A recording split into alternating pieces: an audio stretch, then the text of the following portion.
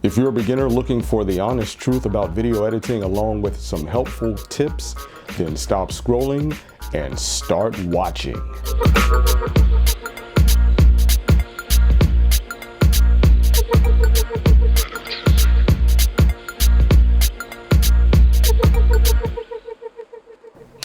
What's up, YouTube? It's Uncle Keith, owner of Real Life Productions, where we create, produce, and edit and live stream video content. Over the past 2 years, I've had a ton of clients say to me, you should teach a class on video editing. So instead, I decided to do a video.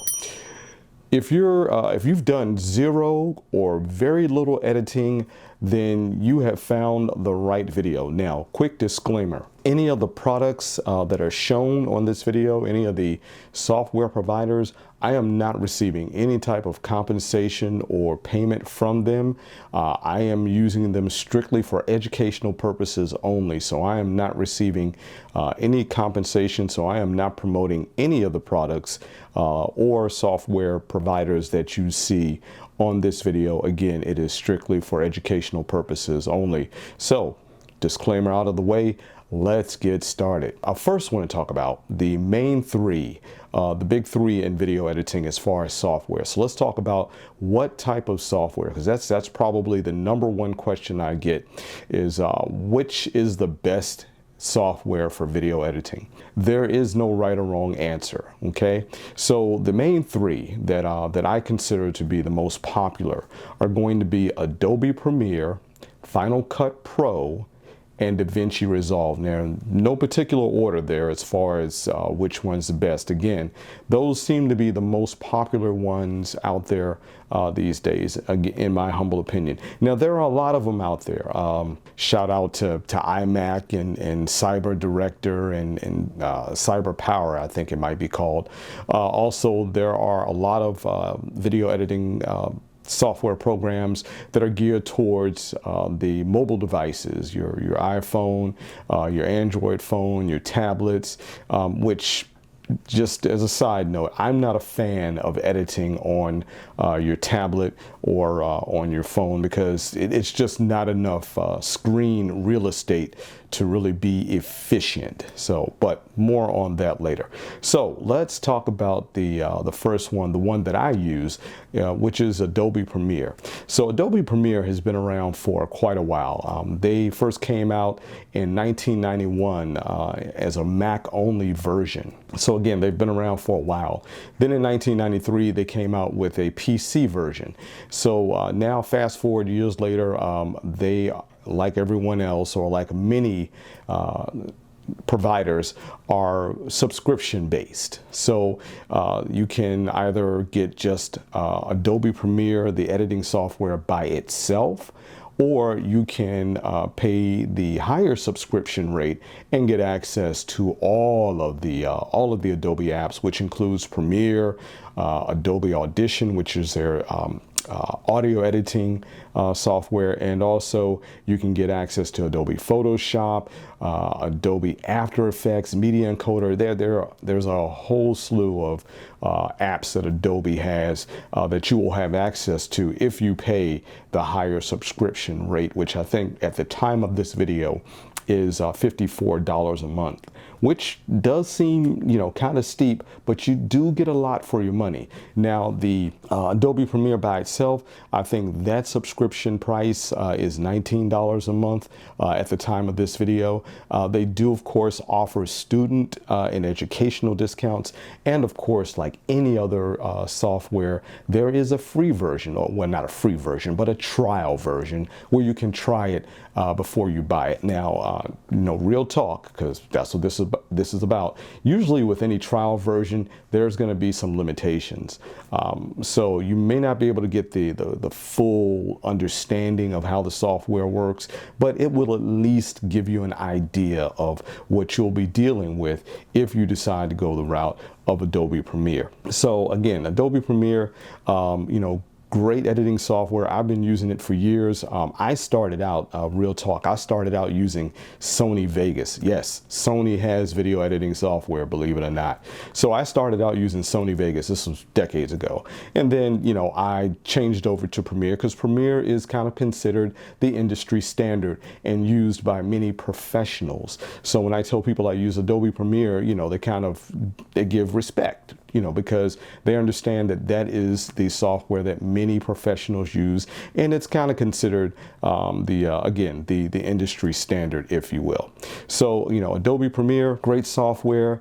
It's, you know, again, there is a learning curve with it. So just, you know, real talk, there is kind of a learning curve with it. But, you know, the nice thing about it is plenty of YouTube tutorials out there for Adobe Premiere because it's been around a long time and a lot of folks use it. So, you know, you won't be, you know, scrambling for resources as far as getting help if you get stuck within the software. Okay, so Adobe Premiere, that's my first one. And so let's talk about the next one, which is Final Cut Pro. So Final Cut Pro, or FCP as it's sometimes known, it was released in 2011. So it's kind of the new kid on the block compared to Adobe Premiere. Now Final Cut Pro is Mac only, so sorry PC users. So it is a Mac only product. Now, I personally have not used Final Cut Pro because, you know, real talk, right on this channel, we keep it real. But I do have a colleague that I work with who uses Final Cut Pro, and he loves it. Now, you know, just to let you know, most editing software programs are pretty much laid out the same. Okay, you've got your timeline, you've got your source monitor, you've got your program monitor, and then of course you've got your bin where you keep all your footage and whatnot. So everything's pretty much laid out the same, and they pretty much all work the same. They're the same, but they're different, if that makes sense. Final Cut Pro, it's a Mac only product. It's been around since 2011. My colleague, I spoke with him, he loves it. He's able to do a lot of great things with it. Final Cut Pro is very popular amongst YouTubers and freelancers. Now, Final Cut Pro, as far as the cost, it's going to cost you $299 at the time of this video. That's a one-time cost, and that covers you for 6 years. So you get a 6-year license for $299. So it's, you know, it can be considered, you know, somewhat affordable. And again, like anything else or like any other software, they do offer a trial version so you can try it before you buy it. So Final Cut Pro, if you're a Mac user, might be the way to go if you want to kind of delve into the world of video editing. Okay, so next up, let's talk about DaVinci Resolve. DaVinci Resolve was actually introduced in 2004, and it was mainly used for color correction. Since being acquired by Blackmagic in 2009, it has increased in popularity as a video editing software,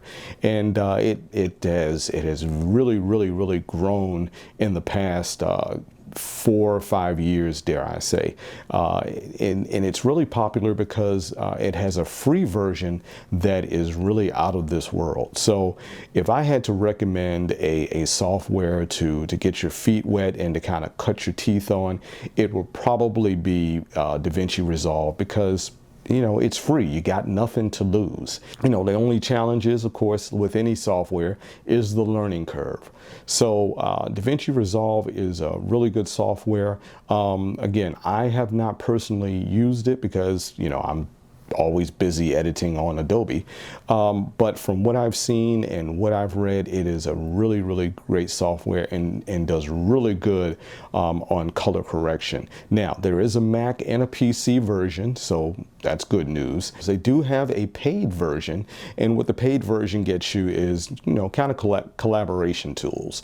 So if you're working with a team and, you know, you want to share assets across the platform, then, you know, the paid version might be the way to go. But this is for beginners. So go with the free version. And from my understanding, it's not a huge resource hog, so it doesn't bog down your laptop or desktop. So give it a shot. Now, one caveat, one thing I have heard about DaVinci Resolve is that it doesn't play nice with every video format, if you will. So there are some video formats that it may not play nice with. So just be mindful of that. But again, it's free, so you can kind of, play around with it and see which formats and see if the format you're using will be accepted by DaVinci Resolve, okay? Because I know there are manufacturers out there, Sony, Panasonic, Canon, they all have their own codec that their cameras use to record video. So you might just want to be mindful of that when you look at DaVinci Resolve. But again, it's free, so you got nothing to lose. Now, another question that I get asked quite often is, what's the best computer for video editing? Again, no right or wrong answer, okay? It's really going to depend on what you're comfortable with. If you're comfortable using a PC, if you've been using a PC for years, stick with that platform. If you've used Mac for years, stick with that platform. In this day and time, either platform for video editing can be fairly stable, okay, especially depending on the configuration. And that's the important part, is really going to be how you configure your laptop or your desktop. So, when people ask me what's the best computer, I tell them, pretty much all the manufacturers across the board, they're pretty much going to be using, the same components, okay? So again, it's all about the platform that you're comfortable with, because if you're a PC user, you don't want to move over to Mac simply because you want a particular editing software, because what that's going to do, that's going to double your learning curve, okay? You're going to have to learn the software, and you're going to have to learn the operating system, and that's just asking for frustration.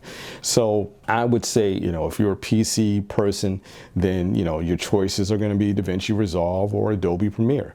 If you're a Mac person, then you kind of luck out and you can choose amongst the three, or you can just use iMovie, which is okay, but it's a very rudimentary video editing software, so it's not going to give you as much flexibility as the other three that I mentioned. Now, let's talk about if you do need, or if you are serious about getting into video editing, let's talk about what capability or what components are most important when it comes to your laptop or your desktop.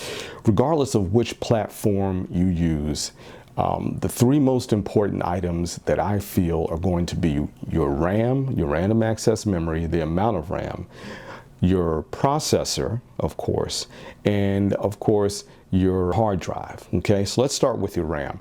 At the very minimum, I recommend 16 megabytes. 32 is better if you can swing it. Okay, so 16 at the very minimum. All right, but again, if you can swing it, 32 is better. Processor, an i7 or better is, you can do an i5, but it's going to be slow going, because keep in mind, video editing is a resource hog.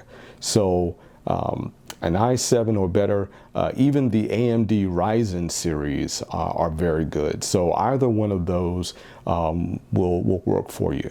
And of course, a good graphics card, okay? NVIDIA makes great graphic cards, so just make sure that you've got a good enough graphics card installed, in your laptop or your desktop. And while we're on that subject, I mentioned earlier that I am not a fan of editing on your phone or on your tablet. If you're really serious about video editing and you really want to get into it, then you really need to have a laptop or a desktop. As you can see, I've got dual screens behind me, but I've been editing for quite some time, so I understand what's really needed. And really, to be efficient and effective, you really need some screen real estate. You really need to be able to spread out and see everything that you're working with in order to be efficient and effective and cut down on the frustration, and just create a good editing environment so that you can get in and out of the editing suite as quick as possible. Now, if I had to choose between Mac and PC, I would probably go PC, and I'll tell you why. And this is, again, my personal preference. The reason I would go with PC is because PCs are very DIY. They're very do-it-yourself. You can upgrade the RAM yourself. You can install certain components on your own without even having to take it to a shop. They're easily customizable, easily upgradable. You can even build your own custom PC. Macs, not so much. Okay, you ever try to open up a Mac? Yeah. So, I've had some experience with Macs because in the industry that I was in, which was the audiovisual industry, we had to be familiar with both. Okay, so I've got some audiovisual and live event roots that come in very handy in this industry. So I'm familiar with both. So I'm kind of familiar with the pros and cons of both PC and Mac.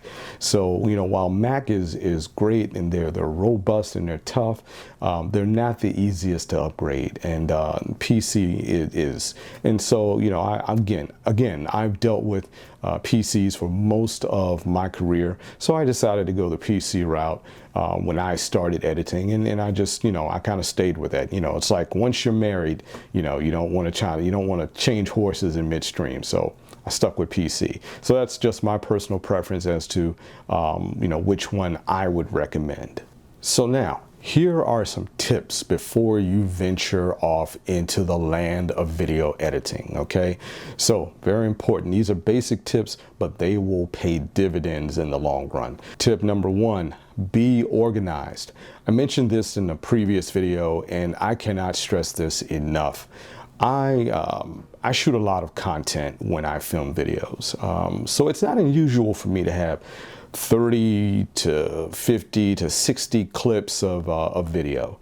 Once I'm done filming, I place my clips into different folders. They may be classified by the camera that I used, by what was shot, by the date, whatever organizational method helps you remember what you shot, okay? So that's the biggest thing. Be organized with your footage. The more organized and the more detailed you are with separating your footage into groups, the easier time you're going to have when it comes to editing, because you're going to be able to put your hands on, well, not physically, but you'll be able to grab clips very easily and put them where you want to put them without having to sift through them and figure out, where they are, what you did with them, what folder they're in. So be organized. If you're not organized, learn how to be organized or start being organized, because again, that's going to pay dividends. That's going to shorten the amount of time that you are in the editing suite.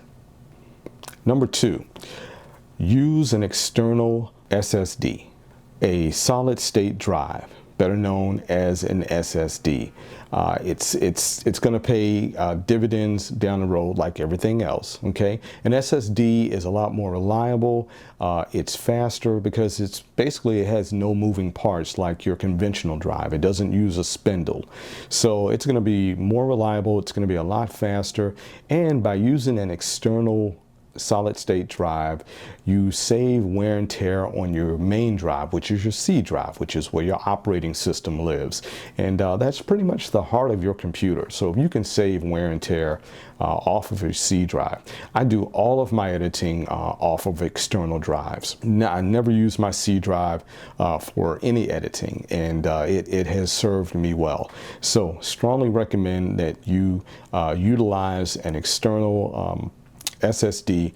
There are many brands out there. I'm not promoting any particular brand. I like the Toshiba brand. I also like Seagate. I also like Western Digital. So, no particular brand.